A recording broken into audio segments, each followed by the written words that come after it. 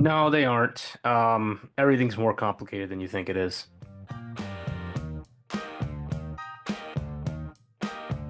Welcome back to the Nicholas Sports Channel. I'm Nick Merriam, hosting a daily episode here, just talk about the Commanders' free agency approach as we dive into really the tampering period. We're not quite into free agency yet, and we'll talk about that as well. Of course, the big news right off the bat here with Washington football is the fact that they have traded for left tackle Laramie Tunsil. LT himself will be the starting left tackle for Washington next year. They're going to slot Brandon Coleman either to guard position, maybe right tackle. We'll see. Odd man out probably eventually will be Nick Allegretti, I would expect, while Sam Cosmi returns from an injury. And maybe they try and add more on that interior. I think they're going to try and get young assets on that O-line still. They might draft a tackle in the later rounds. We'll see, just to develop. But for now, you take a swing at a guy that you really needed at this point.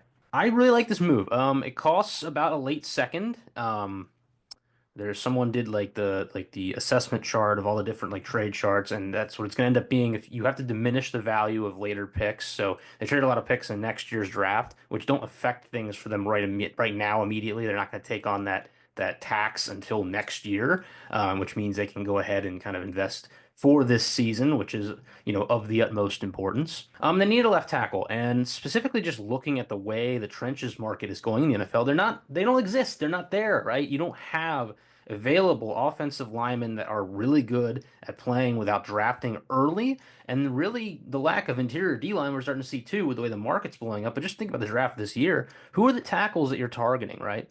Josh Simmons might fall to you. I don't know that he's playing week one. You might be developing him and hoping he's like a year two project. Josh Connerly is not bad. I like him. He's not Laramie Tunsil, and it would have cost you a first round pick, which is a higher cost than you got for this top five left tackle and probably top three pass protector in the league. I know a lot of people are talking about how he's played with the Texans recently. We'll get into that in a moment, but you really bump your O line in a way like you got to think about it as batting lineup in baseball, right? Your worst player is getting better because you add the best player on your offensive line.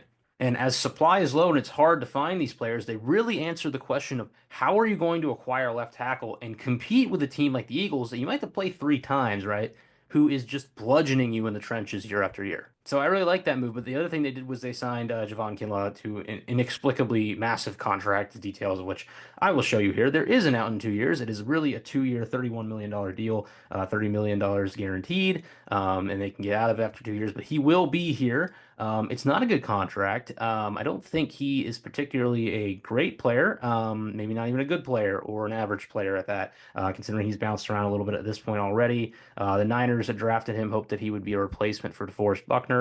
He is a massive athlete, although we don't have necessarily the athletic testing to show that. We can talk about that in a second as well. Who hasn't quite really lived up to his potential as a pass rusher, and has looked a little undisciplined against the run, but he is very big, and they believe in him. They believe in him. Yeah, so let's talk about it. He was a high draft pick, 13th overall, 14th overall. They flipped back to take Tristan Wirfs. They traded the pick. Sorry, they traded DeForest Buckner to get the pick, the 49ers. So he was drafted as a DeForest Buckner replacement and never really lived up to that. He did not test, like I talked about before. Although we believe he's a great athlete, the measurables are of a big offensive tackle, 6'5", 319, which is like Trent Williams size. And his draft story is kind of interesting because he had a really, really good Senior Bowl, and really had a really good like first half of day one at the Senior Bowl. And after one-on-ones, they said, "Hey, man, stop. You're gonna go top 15." And so he just stopped doing the Senior Bowl. He didn't do the combine or nothing. A lot of people had him ranked ahead of Derek Brown entering the draft in terms of them being the top two interior defensive line prospects. And he ends up being the second guy off the board. Brown goes seventh to the Panthers, Buckner 14th to the 49ers. And then in that great situation in San Francisco, he did not become really what they were hoping for in terms of a hectic, chaotic, causing pass rushing three tech. He's been tried at nose tackle. He's been tried kind of as a defensive end in the 3-4 scheme. Hasn't really found his position yet. Chad Forbes puts out this tweet about the Seattle 3 system, and how they will try to use him as a 3-4 defensive end. Maybe they see him as a really big edge player. He is kind of a long, trunky body for being, as big as he is. He doesn't look like a big nose tackle type. He looks more just like a Gervon Dexter, like just a really like basketball player type build, in a 6'5", 320 sized body. long, lengthy. Like he is their type. And they're gonna probably try and put him on the edge. And I guess this elephant edge is the term for what they're trying to do. They used Red Bryant in the Seattle 3 system to do this. He's gonna stand there and he's gonna make sure the O-line can't just knock him over. And if the idea here is like a nose tackle eats up double teams, and you can't find a nose tackle that you trust to do that, but you like your two interior players already as pass rushers, which I think they do in terms of Deron Payne and Jerzon Newton. Maybe they don't want to have one of those guys be the nose tackle types. They try to filter the game towards their elephant edge player, which is your 6'5", 320 pound Javon Kinlaw, who then kind of plays as your, run stuffing interior player just by being a hard edge, just by being big. I don't know if it's going to work. It's interesting. It's intriguing. The production has not been there for him. I will say, I think his consistent play has been more the past 2 years than the previous 3 or 4. Um, but I don't look at Javon Kinlaw as someone I'm expecting to be this kind of high-end player, and the cost is a decent amount. So we'll see what that turns into. I personally, I think they could have gone other directions here.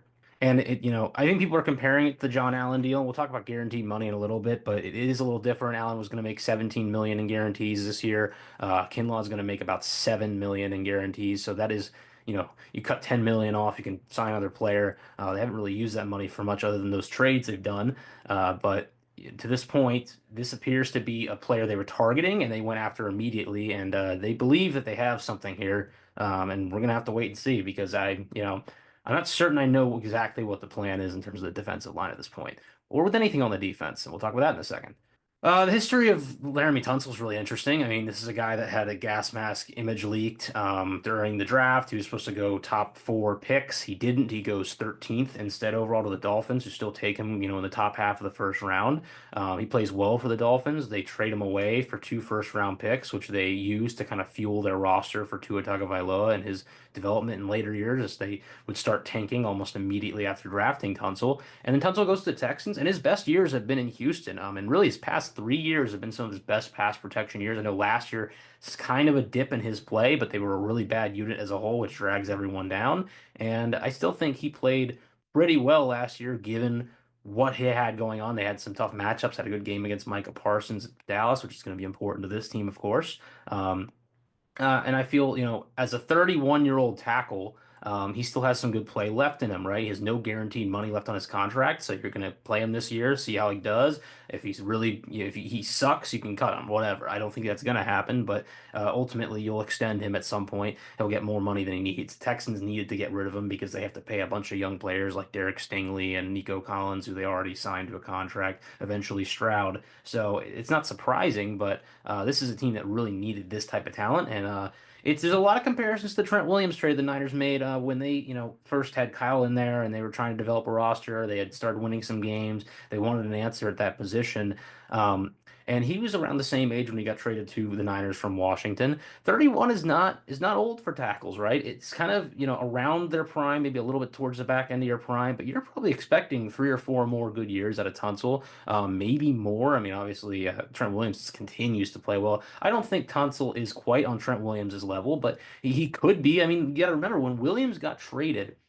He was not on the all-decade team. No one was talking about him as a Hall of Famer. And a lot of the reason for that was, well, Washington didn't really win games. And a lot of that can go into the legacy of offensive linemen, is just if your team is winning games or not. And now that he's in San Francisco and played in a couple Super Bowls, that has changed, obviously. And it's not like his play in San Francisco has been tremendously better than it was in Washington. He's been just as consistent, as good as he's always been. It's just, the offense has been more built around him. Kyle Shanahan's understood him as a weapon, and they used him well. And I think the theory here will be similar with the Kingsbury. You're bringing a left tackle who's a weapon for your offense. You can use him creatively if you need to. He's something to lean on in terms of the run game and pass game.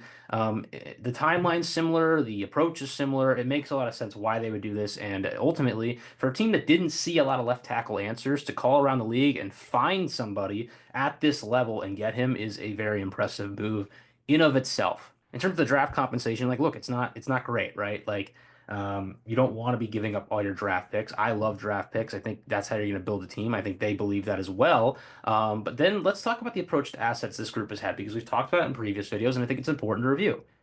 If you're going to get big contracts, they want them to be expiring, right? Deebo Samuel, Laramie Tunsil are expiring contracts. You can deal with it, right?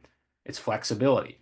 Short-term deals, right? They have not signed anyone to any deals over 3 years in length, right? I'm pretty certain. I could be wrong about that. I don't think they've done it yet. If they have, I don't think they've done it yet. Please tell me if I'm wrong. I don't think they've signed anything longer than 3 years, and a lot, I'd say more than half the deals they've done are 1 year deals. And a lot of the time, those 3 year deals have an out after 2 years. So you're really keeping the flexibility of your cap super high, right? To a point where, once you draft great players, you're going to be able to give them a ton of money. Of course, you need draft picks to do that. So this is the plan, is to build to the draft. So what this tells me is they do not like these next 2 years, right, as terms of draft. And I think a lot of draft people agree that 2025, 2026, it's kind of dipping in talent. Last year's draft, they accrued a ton of picks. It was a really good draft. 2027 looks like it's going to be an excellent draft just looking ahead. But that's 3 years from now. They haven't dealt any of those picks yet. And they could be in a situation where they're trying to flip Tunsil again at that point, and maybe you do come to acquire a bunch of draft picks at that point. The Rams and 49ers and the way they've built their teams, and Denver to some extent as well, have really valued mid-round picks. And I know that we've traded all of our mid-round picks over the next couple of years, not all of them, but a good portion of them. But it's important to recognize that you have a first, second round pick, you can get mid-round picks. And there's been times where teams like the Seahawks did this in the past with Pete Carroll, they would acquire an extra first round pick for a player like Frank Clark, trade out of the first round, and end up literally with like a third round pick and three fourth round picks for that first. Because some teams look at that value of, hey, we got a bunch of picks from kind of the pick 70 to pick 130 range as we're probably going to get two starters because we trust our evaluations, and four draft picks in that range is easier to take advantage of than one pick in the top 30 where, if you draft a guy you really feel good about and he's a great player and he just gets hurt and can't play, what do you do? You're screwed, right? So in some ways, it's a protection against that. And I wouldn't be surprised if we see them trade back multiple times and try to acquire. Of course, you need a team who wants to do that. So that'll be the game for them. Look, and the point of this video is to talk about why free agency sucks. And it's not even free agency yet. That's the first thing. It's legal tampering period, right? It does not start until tomorrow at noon, right? So 4 p.m., right? It's not even until 4 p.m. So there are deals that are done right now that you don't know about because teams are kind of close to the chest of this stuff and they're not trying to reveal things and their sources. Look, sources are all over the league. They're agents. They're not usually coaches or front office staff members. Sometimes they're media people that work for the team.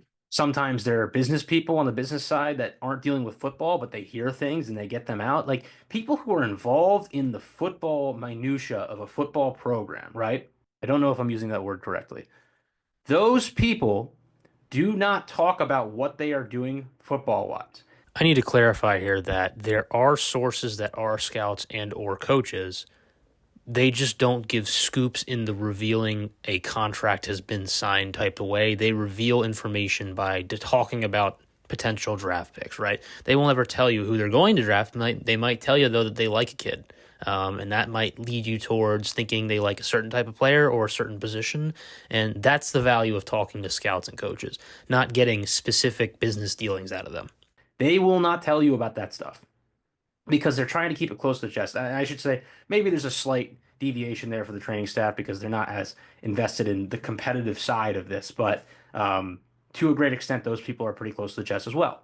And so during a legal tampering period, when you can talk to players, there are teams that don't want to let other teams know who they've acquired because they don't want other teams to think, oh, this player might still be available, right? That gives you an advantage. If you sign a player, you're Washington, that the Eagles are trying to go after, and they don't know that he's signed yet because he hasn't told anyone. And they go and call that player's agent. They say, hey, we want to sign him. And they go, no, we've already signed with Washington. You've wasted the Eagles' time. That's a benefit. That's just like digging into the weeds of this business, right? And trust me, that's like 10 minutes they don't get back, and that can be a big deal in this business. So keep note that we will hear more once free agency starts of what they really are planning. I think that they are purposefully keeping things close to the chest, as they did with the Tunsil trade, and as they have done this with many things in the past. No one really knew what they were going to do last year. And then the other thing is like, look, everything is more expensive now. People are becoming free agents. Tershawn Wharton's getting, $54 million over 3 years. Dan Moore's getting 72 over 4 years. Aaron Banks getting 77 over 4 years. These are incredibly expensive contracts for players that are, maybe starter quality, but like not like high level starter quality, like replacement level starter quality players, which is great. Like you made it in the league if you're that, but you're not really transforming your roster by paying out these contracts. I think Washington looks at that and they think, they've always been like an efficiency first team, at least this front office, the way we've talked about the way they deal with assets. They don't want to pay heavily into long-term contracts. They might look at a deal like with a guy with Javon Holland, who they really like. I think they did try to go after, and they say, we don't want to give you $45 million in guarantees because if you get injured, we're going to be stuck with that. Or, we think we can get the most out of a guy who's Jeremy Chin level. And they just signed Will Harris. I think it's a slight downgrade, but he's a very similar player. We can get enough out of that guy that for what we're paying him that it's not a big drop off from whatever a Javon Holland will do for our defense. And the safety market, it kind of makes sense because safety play is relatively replaceable. And, you're talking about the difference of about $40 million in guarantees. That's a lot of money. You can do a lot with that. You can go trade for Trey Hendrickson if you want to. Not saying they will do that, but it remains a possibility, and you have a safety that's on near Jeremy Chin level, which again, I like Jeremy Chin. I don't think he's a transformative player. And it's important to note that no one talks about real money in free agency. The contracts that get reported are reported by agents. They're saying, hey, it's got an AAV salary of 3 years, 45 million for Javon Kinlaw. It's up to 45 million. The guarantees are 30 million. That's the number that really matters because that's what hits the cap number, right? Everything else is just kind of funny money, the way that people would describe it. And so you can call it cheap or efficient, right? Either way, whatever you want to call it, you're efficient if you're paying less for a player that's producing more. Some people would call it cheap. I'm not going to tell you what's right. I'm just telling you the way Washington would describe it is efficient, and the way detractors would describe it is cheap, right? That's the way these things go.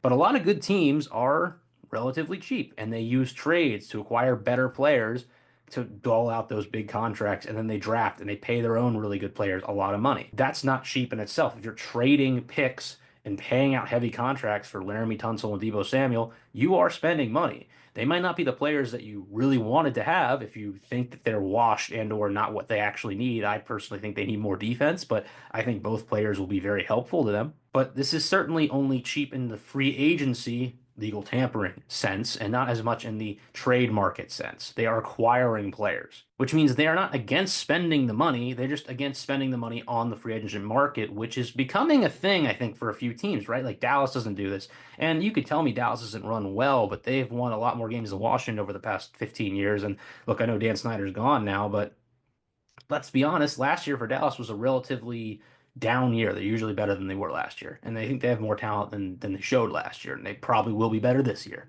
That being said, the reporting of not reporting guaranteed contract money and versus, showing all those incentive-laden contracts and saying like it's worth this, it kind of misconstrues comparing previous contracts to what's happening now, in that teams are paying more money for players now, but sometimes those $45 million contracts are really not much more than, say, what you were paying John Allen in the first place. Although I do think John Allen is a better player than Javon Kinlaw tenfold.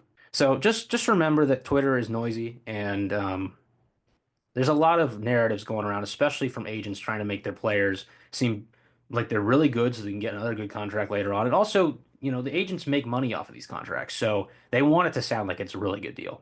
What to expect going forwards, ignoring the Kinlaw deal because I think it's kind of an outlier for them, is I think you're going to have deals on a true free agency timeline. They're going to come in when free agency starts. There's going to be a lot of one-year deals, probably some veterans, maybe some younger players. They're going to be cheaper replacements. They're going to try and be efficient.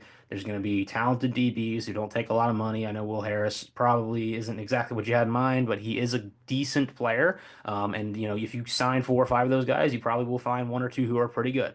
There's a lot of value in signing guys cheap, them walking, and then them get signed somewhere else, and then you churn out comp picks by doing that. And again, they have made signings that you don't know about yet already. So keep an eye out for those. They'll be coming up next.